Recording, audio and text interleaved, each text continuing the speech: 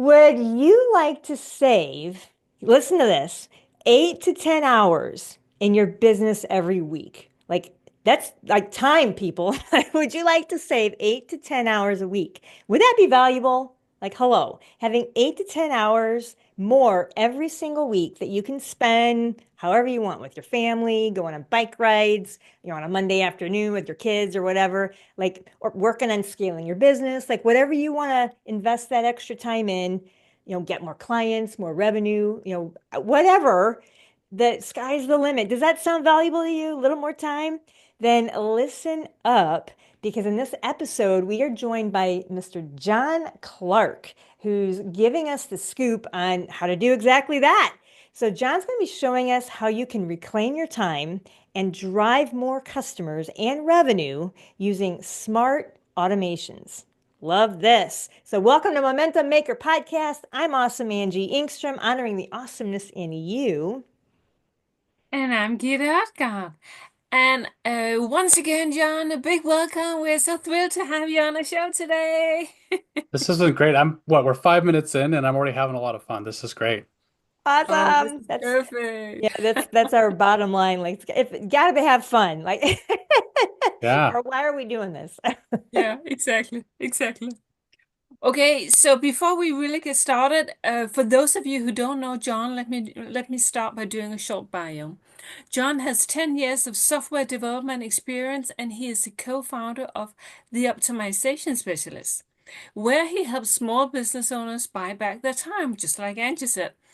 And John is on a mission to help remove chaos and confusion for business owners so they can spend more time on their business instead of in it. Now, do you agree that saving time as a business owner is important? It's a no-brainer, right? So we're very excited to have you here today, John, and let's dive into it. And a big welcome once again. Awesome. I always forget how good those bios sound when you hear them read back to you. I love It's it. hard to, it's kind of hard to introduce yourself. It's just not the same.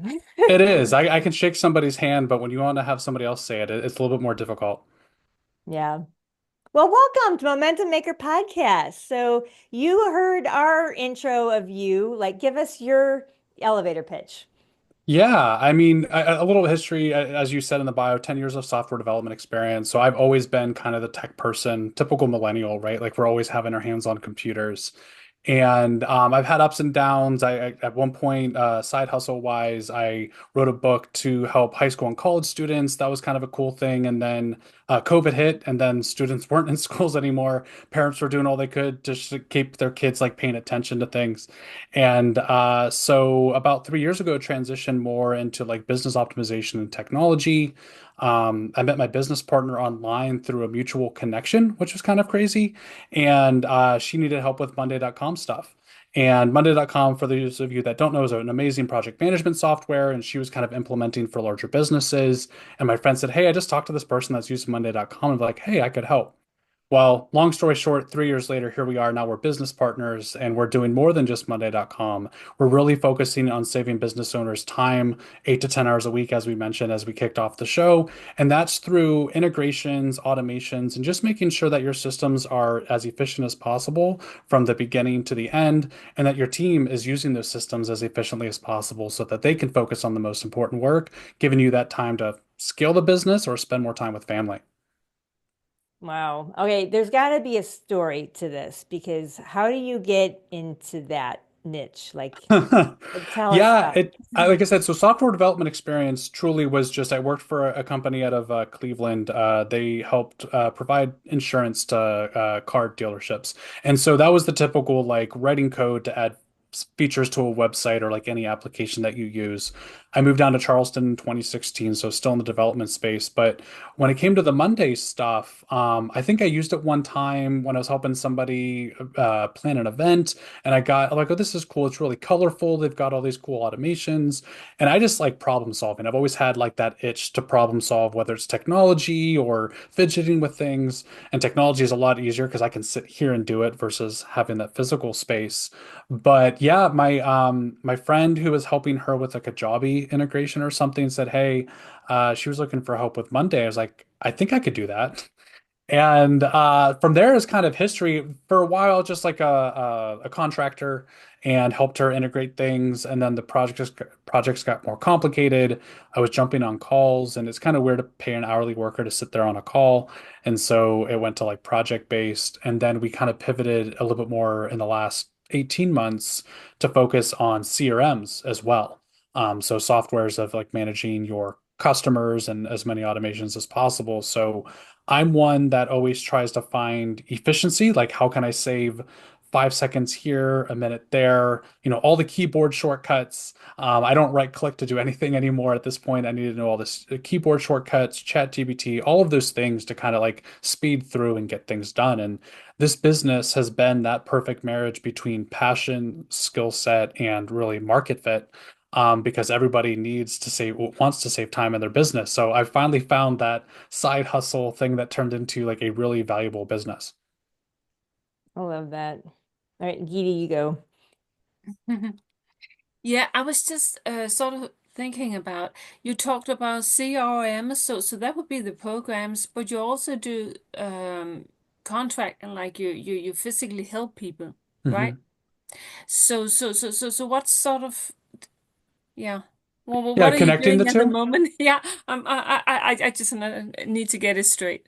Yeah, so one the other great thing about my business partner Christy is like she comes from a fractional COO background and like very strategic. So she does bring a lot of that. But it's really that marriage of the systems that you have, but I also want to understand your process and see like how we can either make the technology solve the problem or use the technology out of the box and have your team adapt to the processes that the technology can help with. And so a lot of times, I'm reading a great book right now. It's called Reset by Dan Heath, and he talks about your team members, when they make progress, that's where they're the most productive. And in some cases, you have these weird 30-minute stand-ups every day where the team just checks in to like update the status of what this project is. And so they're working hard for 3 hours and they have to stop and jump on something. Or we've all been in those meetings that could have been an email. So we'll evaluate, what systems your team is using and then, like how they're using them and talk more through like, well, what if we just created a dashboard that brought all this data to you? Now we've eliminated 30-minute call for your 5 team members every day. That might be one step along the way. The other piece, if you look more at documentation, so like standard operating procedures, SOPs, or sometimes we call them playbooks, making sure that your team is fully trained and they have all of the information at their fingertips. Anytime you hire somebody new, it's very expensive. And you're training them from scratch. And if one person trains them, it's completely different than the other person. We know like McDonald's and Chick-fil-A, like they've done a great job from a training perspective, but small business owners don't always follow the same methods that they have. I'm not saying that all of the methods that McDonald's does are great, but their training piece is good, right? Because they have employees come in. So having a lot of that documented, we'll sit down and say, like, what does your onboarding look like? And they're like, oh, well, whoever's in that week or whoever has the most time on their hands will train the new person. And then the next, 5 months later, you hire somebody new and it's kind of the same thing. So understanding what those key best practices are, documenting them, getting them in a single place, updating them consistently along the way. That's the other great thing is some of the best people to update your operating procedures are the people that just got hired and are using them because they said, hey, you ask a 5-year veteran to explain something. I'm horrible at explaining things because I just jump straight to like the details. And so walking them through and just saying like, hey, step 1 to 2 kind of made sense, but I had to do 3 things to get there. Can I go in and add those 3 steps or like a screenshot or whatever that is? So it's really that human piece, as we mentioned, but also the technology from front to back and back to front. I love that. What's going through my brain is my chiropractor. He is always hiring typically like college kids that sit at the front desk or whatnot. And he's made it part of his practice that they're the ones that are updating these SOPs. And so and college kids, are always they're coming and going all the time. So Yeah. they just have the SOPs down and just exactly what you said. That was brilliant. This is brilliant. Yeah, it's not fun. I always want to say that, Right. right? Like if you sit there, it's all in the business owner's head, and it's like, hey, I now need to go document everything that I know about this business and put it into an organized format for somebody to read, and then for them to get feedback on. Like that doesn't sound fun. But what also isn't fun is every time you're about to, go do something really critical, making the 500 or the $1,000 decisions for your business, you've got somebody knocking on your door, sending you an email of like, hey, how do I copy this or create this product or whatever that is. So it's very expensive up front, but like it pays off greatly in the end. Yeah, no, that's brilliant. That's very brilliant. All right. Anything else, Geety? Should we jump into the some processes? Y- Yeah, sure, sure. Yeah. So you sort of what I'm hearing you say now I'm not the tech person, that's Angie. So I'm just I'm the one who's going to be asking a lot of questions just to try to narrow it down. I hope that's okay. Yeah. So you don't actually develop your own CRM. What you do is create this huge integration to make it a lot easier for people to work in it.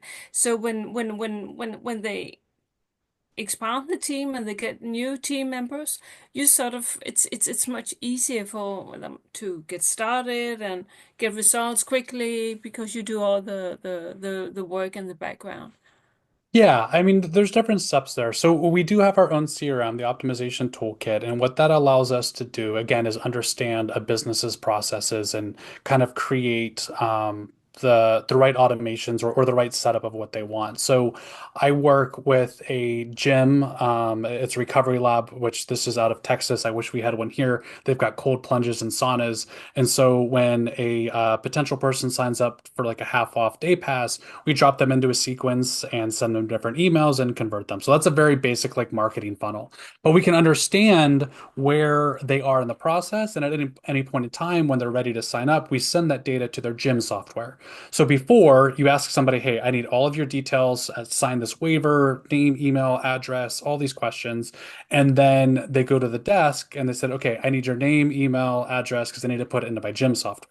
So we integrate that. So that's like one less thing for them to type, one less risk for them to like potentially type in the wrong information. So that saves things that are really good. And vice versa. If somebody walks in and they add them to the gym software, we make sure that they're added to their CRM so that they can continue to talk to them for, forever in the future, newsletters, things like that.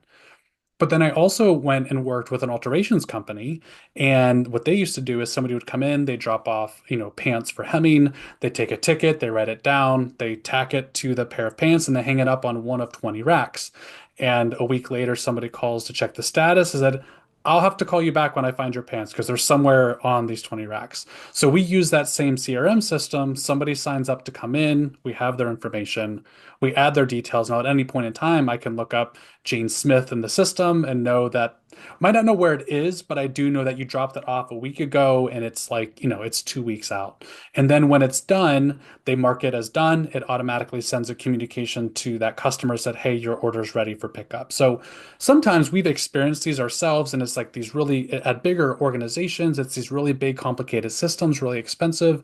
And we kind of try to take the out of the box solutions and connect those systems so the business owner doesn't have to worry about it. Like I said, I'm the tech person. So like I'll come and have a lot of fun like putting on my old developer hat and just like figure out the quick ways to get you there while you focus again on your system or on your team. And then 3, 4, 5 weeks, depending how complicated the system is, we come back and said, hey, here's your box or here's your system end to end. Let's train your team on how to use it and let's start saving you time. So you could spend the next 6 months trying to figure it out. I can give you all the tips, but this is one of those things that like you're really good at what you do. I'm really good at what I do. Let me take care of this so you can keep doing the best part of what your job is for. So your clients, would they be big companies or also small entrepreneurs? Yeah, so we worked with a couple larger clients. Our sweet spot is a team of about 5 to 25. We've even worked with a couple solopreneurs, but for the most part, those team sizes are really good. a lot of the stuff becomes valuable is on the team side because that's where a lot of time is wasted because of those repetitive steps, the 30-minute stand-up meetings. And so when we look at your team and understand that there's emails back and forth to check statuses, like we really want to try to get you, that's more on a project management software, but that way, as due dates approach, they're alerted. As things are completed, the next person in line is alerted. So that way, like we really cut down that communication. So again, each business is unique, which I love. I've been very passionate about business ever since I grew up. My aunt and uncle, they owned a small farmers market that was like 1,500 square feet. I worked there at 14. I'm like, I want to be an entrepreneur at some point. And so now I get to meet every shape, size of entrepreneur and business owner out there and help them at the same time. So it's been a really great journey to kind of combining that versus kind of just like making widgets all day. Mm. I'm a systems geek. Like I'm misorganized. So I love this. Okay, so let's help the listeners a little bit. So if someone's listening to this right now and they own a business, they've got a Mhm. team, what are people kind of business owners going through what at the point that they're finding you or they're looking for you, they're like, how do you get connected to these business owners who aren't even thinking, oh, I need to hire someone to help me get organized. They're not necessarily Right. thinking that, but they know something's not right. Like, let's bridge that gap a little bit. Yeah, it's difficult. To Mhm. be transparent, it's definitely difficult. We were kind of talking before we jumped on here that visibility is kind of a difficult thing because people aren't always searching for it. But as soon as they hear me talk on a podcast or at a networking event or to a referral, that's the other great thing. Like the people are like, oh, that makes a lot of sense. Some of our best customers, and we talk to people, and this is one of our pieces, is if you are a successful business, but a lot of your business is run out of spreadsheets with like status updates, give us a call because spreadsheets are meant for math, not for the status of like records and projects and jobs and things like that. So like that's definitely the best. The other people that reach out to us are people that have purchased Monday.com or ClickUp because their marketing is amazing and they tell you that they're going to change your entire business model just by purchasing it. And then they realize that there's 100 levers to pull and they don't know how to make it. They don't know. It's like, you order it online, then what you get in your hand is completely different. Like we could make it look like it did in the video, but you need to know all the steps. And so you can either tell one person on your team, hey, this is what you're going to do for the next 4 weeks to become the expert. Don't do anything else. Or we spend the next 6 months trying to figure it out and never get there and it's frustrated. Or that's where we come in, that we're like, hey, like we'll make this do what you want. And in a lot of cases, somebody will come to us and just say, I want this thing. I just need to automate this communication. We're talking to a gym owner, and he was saying that he just wants to automate when somebody signs up for a consultation to send this out. And we said, yeah, we can do that. But while we're in there, could we also do X and Y and Z? And they're like, oh. And like, so a lot of times, like, we'll give the customer exactly what they want. And then once they realize what's possible, they're like, I didn't realize that you could automate that. Could you also automate this thing that's almost the exact same thing? I'm like, yes. And so that's where I have a lot of fun too, because I kind of say, business owners sometimes dream small and like I'm more than happy to help you reach that dream, but then when I get in there and get a little bit more creative, we realize like, hey, I could also cut out this bit of the system and cut out that. So it grows very quickly. We had a CPA that we worked with last year, another back this year because they want to improve their Monday.com implementation. So it's just as every year you should evaluate your systems for one. And because whatever size you were last year is hopefully not the same size as you are this year. So if your team has grown by 3 people or 5 people, those systems are going to be different. If you've changed your product, your systems are different. And I forget the exact quote, I'm going to butcher it, but essentially, it's systems are meant to succeed for like how you build them. So if you build it to fit in this size box, then it's going to fit perfectly inside that box. But as soon as that box changes, that system is no longer valid or it's not as efficient. And so that's where we have those fun conversations to figure out like how can we keep one-upping this, whether it's quarterly or annually, to kind of keep growing with that customer. And when you say systems, from what I'm hearing you say, it's all types of systems. Any inefficiencies in their business, whether it's client, and correct me if I'm wrong. This is Mhm. what I'm hearing. So, like if it's a local business, the systems of the people coming and going and how those interactions happen, the systems, the team wise, like how are they communicating, systems with communicating with email and the automation there. Like that's a, I mean, these are lots of different kinds of systems. Like what It other, is.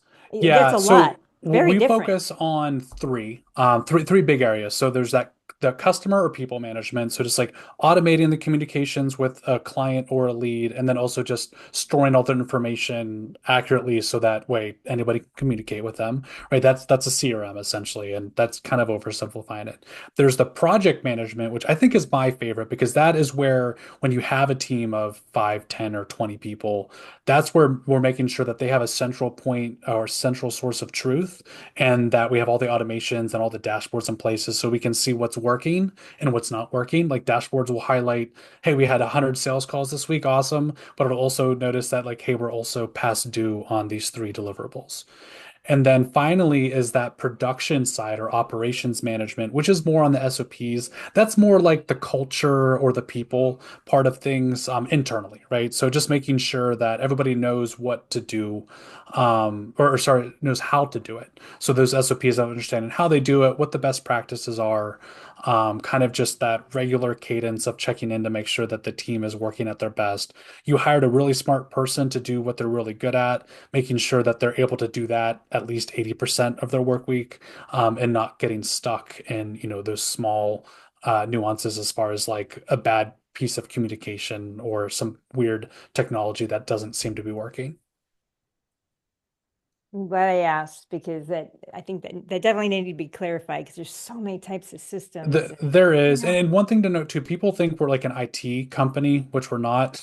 I'm not going to fix your computer. I know people that can. I know people that like manage computers and things like that. We do complement each other well sometimes because I've seen a colleague of mine, he does help implement like an entire, list of laptops for a team. But then, cool, I got you your technology, but they're the systems that I just spoke about are all over the place, or vice versa, where we realize that they're on outdated laptops and like, cool, I can get you this, but it's going to take you forever to use this project management software because your computer is just not going to really be able to support it. So it's kind of one of those complementary things. But yeah, we're not the IT people. We're not the SEO people or website people, but we can integrate with those to help kind of streamline everything else. Excellent. And then of course AI, that's a whole nother angle of Yeah, all of this. exactly. And like I'm dabbling with that. There's definitely people that have gone into their ChatGPT is definitely open on my computer every day. That's probably as close as I get to it. Video editing, some quick things to save time. But yeah, you can really go down to a deep rabbit hole if you want to get into that whole new world of AI. Yeah, awesome. I should we have him talk about stories, Geety, or do you have anything to No, add? no, thank yeah. Yeah, I think let's walk us through a successful client story. Yeah, so this was one of our first clients, and we continue to grow with them. I think this is a good story. So this is Evolve Human Labs. They're that recovery lab out of San Antonio, and they're actually a franchise. And so one thing that we liked, their biggest thing is they came to us and they said, "Hey, we want to start filling new locations with members before, they open their doors, and we haven't quite found a system that is that's customized the right way." And so we walked through. And I have fun because like I'm just in tech world of like, hey, we could do this, we could do that, and they kind of like at the end said, this is exactly what we've been looking for. So as any business owner, when you're on a sales call, like that's your favorite sentence to hear towards the end of a sales call. And so in the beginning, it was just like, how do we help a single location with that marketing funnel, with the automated communication? And we did that. But I always seem to stretch myself and said, well, what if we also sent the data to your gym software? It's like, okay, that sounds really cool. So then we added like a whole new list of scope of like which way the data goes and what happens if this happens or that happens. So like we kind of solved that. And the great thing was they can now say, hey, when they go to sell a location to a new potential franchisee, said we've got a system that's turnkey.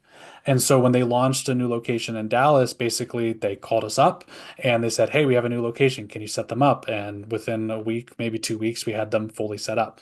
And so like that person wasn't very technically savvy. So like they didn't want to learn all the ins and outs. They just know, hey, put this form on this landing page and everything else is kind of handled. This is where you go to follow up with people and all is good. And then we talk to them more about project management. So when they do sign that contract, there's about 100 things that have to happen for them to open up that location. And so like we were able to put that into ClickUp and automate it so that way if the launch date is today, we know that item 20 is due 3 months after the launch day and item 25 is due 65 days after the launch date. So we were able to build that for them so they could invite in those franchisees that, hey, you're responsible for this, I'm responsible for that. And they could very easily understand that because before people, when you're the franchisee and you're talking to the contractors about building a building, you don't know you don't know which way is up, which way is down. So we were able to kind of help organize that with them. And we've continued to grow with them. I think it's always fun to watch other businesses grow. I think that's why we like them so much. They've learned a lot about the systems. In the beginning, we taught them everything they needed to know, and like they've taken that and grown with it. So I think they have another couple locations opening soon that we'll be able to work with them on. And every once in a while, he'll Hiram is his name. He'll reach out to me with a new kind of challenge. Like, I don't know if there's any way we can fix this with the toolkit, but can you give it a go? And I kind of like sit back and like I've got to find a way. And so sometimes I will drive myself crazy. I'm like, there's got to be a way to do this. And I'll like go research like what integration or automation or what if I did this. So like that's kind of my personal fault, but a positive. But yeah, so every couple of months we'll continue to kind of evolve that or add this one new automation to make everybody's life easier. And it's a lot of fun. I love it. I love it. Now, Go yeah, ahead, yeah, Didi. yeah. I was just gonna say. Now, listening to you, John, it's sort of like the service you provide is the kind of service you never know you needed. Yes, which is good and bad. Like I said, the visibility thing, not everybody knows that that we exist or something like this exists. And so that's one thing we're really focused on this year is kind of that visibility piece. And so we want to host some workshops, definitely going to networking events and trying to get our name out there because we're passionate. I want somebody to succeed. So like, yes, there's money involved in this, but it's really cool to talk to a business owner that has doubled their revenue year over year, but they're starting to kind of break at the seams because those systems are broken. So instead of them having to go and hire three, four, or five new people, it's like, hey, we could automate this so your current team can kind of manage that load. But yes, this is definitely one of those things that people don't quite realize, or they think you have to hire a like full stack developer that's going to write you this custom application that's going to take months and thousands of dollars. But a lot of the stuff we do is kind of out of the box and we just connect the apps that already exist today. I Yeah, love it. because yeah, I sort of thought you were into some kind of software development too, but yeah, this is so priceless. Really Mhm. great. Um, so when you're talking to people about this, what sort of what is your experience? What's holding them back from jumping in and working with you? What would you say Um, would be the number one obstacle? Sometimes when I start using words like APIs and webhooks, their eyes glaze over and they don't know what that means. I can So some, imagine. yeah, so sometimes they don't know what it means and they freeze, or they don't know what it means and they said, "Well, I need you to fix this for me." So sometimes it's good and bad. I think it's as we said, the no-brainer part about saving 8 to 10 hours a week. That they definitely agree with that, but they also are concerned about how much time it's going to take them. We definitely approach it more from a done for you slash done with you. We want to make sure that at the end of our relationship that you don't just like how do I use this or like you do use it, right? Because for us, we want to make sure that after you've invested in us and we've spent all this time that the team is going to use it. So sometimes we'll even set up follow-up calls of like, hey, like here's a monthly retainer. So like one, if anything goes weird, we can definitely update it or like as again, you get in, there's like, hey, we should have added another column or another automation. We can help you. But it's also to check in and make sure, like, is your team using this? And we can very easily tell in a lot of systems as far as like with through dashboards and stuff, like how many items have you created? How many items have you updated? So the time commitment's the big one, investment as is with everything, but just making sure that they understand like the technical details and the concern over like, are you telling me that I have to like completely change the technology that I use today? Or I need to buy a new software. I already have 25 apps in my business. I need to buy another one. But in a lot of cases, we can also eliminate one at the same time. So it's those full-on conversations. It's not a 30-second sales pitch. Is that, hey, I'm going to change your world if you hire me, and I'm going to run ads for you and like do this thing. Like it's definitely a back and forth conversation. Hmm. And one of the things that we pride ourselves on here at Momentum Maker Podcast is we love surrounding ourselves and interviewing people like yourselves that love what they're doing. Hmm. And most people are, don't love doing systems and Yeah, SOPs and setting up funnels and so the fact that you love and it's not just the CRMs or it's not just project management. Like you combine all of that. Like that's the all three of those systems are completely different, and you're able to tackle that in one package brilliantly. So I think that's fantastic just to even know, that's the biggest challenge is people need to know you exist. right. Yeah, and not everybody needs all three too, right? So again, that custom Right. conversation, services company that does like landscape, they don't really need a project management system probably, but they do want that CRM. We see people that they hire a leads a generator and they get 100 calls that month, but then they lose track of them because they don't have a CRM system. So sometimes it's something basic like that. But yeah, it's a lot of fun. I think sometimes we don't realize how custom it is because when you are good at something, like I always hate to like talk about myself in that way, but I've realized like, hey, this is only going to take a couple hours. Let's quote this. But my business partner would be like, do you realize that this would take them a month to do if they didn't have you? So that's I think that's one of my challenges is understanding like that disconnect in the skill set. But I also understand when I hire a mechanic, I'm very technically savvy and handy around the house. But as soon as it has a motor on it, I completely go blank. So I fully respect the other side of that ball, I guess you could say. Like there's definitely skill sets that I'm going to hire out. And I just hope that I can be your knowledge expert when it comes to the business system side of things. Hmm. I love it. I absolutely love Mm. it. I love knowing that you exist in the world. I think that's fantastic. Yeah. Yeah. Thank you. I really appreciate that. Yeah, absolutely. That's why we're here. Yeah. So, any other questions, Geety? I think we're about ready to No, wrap it up. just gonna ask, do you have any last comments, anything you want to say, John? No, I mean, honestly, one of those things is as much as I would like people to hire us, I always want to make sure that there are some takeaways there for the business owners. And the biggest thing is identifying, do an audit of your system, talk to your employees. I've definitely noticed a difference of what the business owner thinks are the challenges versus the actual people doing the work. So sitting down with your employees, understand like, are you doing what I hired you for? Not a call out of like, are you not doing work? It's just, are you fulfilled in the work that you're doing here? And what are some things that and challenges that we can fix? Um, and just making sure that you're meeting them where they're at and just continue iterating that. We talked about or actually, I think there was another call, but we talked about Chick-fil-A model of like Chick-fil-A is a great example of a fast drive-through. Lines can be wrapped around the building, but you're always going to be moving. They identified all these different areas that like they continue to improve. First, it was having two people outside, and then they gave them tablets so they could walk up the drive-through and get orders 20 minutes ahead of time. And then they renovated the kitchen, right? Anytime you fix something, there's a new problem that you're creating. That's another challenge to solve. So just realize that no system is perfect and it's always evolving, and work with your team to create as efficient of a system as possible and keeping them productive, and that they're going to stick around for a really long time and produce great business for you. Mm, Love it. I love it. beautiful. Mm, Saving 8 to 10 hours a week just by organizing your systems. I love it. So yeah. powerful. So powerful. Yeah, so I think we should just go ahead and wrap this up, Geety, unless you've got any other Yes, and thoughts. let's wrap it up. So once again, thank you so much for joining us today, John. It's been a pleasure. I never even knew about this service, and now it's amazing, really amazing Thank that you. you can save all that time. So thank you.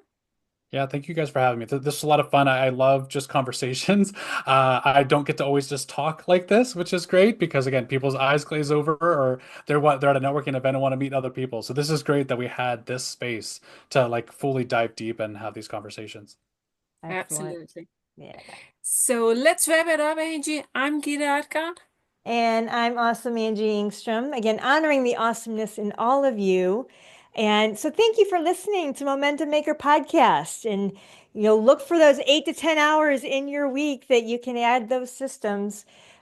So keep your momentum, keep moving forward. And if you happen to be a course creator or business owner and you're spending too much time on the phone selling one-on-one and you're ready to condense time, here's more time talk. Because what Geety and I do, we work with businesses to help them sell one to many using live virtual events. And so go open up a tab on your browser, go to elitevirtualstages.com/blueprint and learn how you could turn your expertise into a 6 or even 7-figure day. I said day, oh yeah, using live transformational events. And so saving more time. Thank you, Jon, once again. Thank you all for listening. Yeah.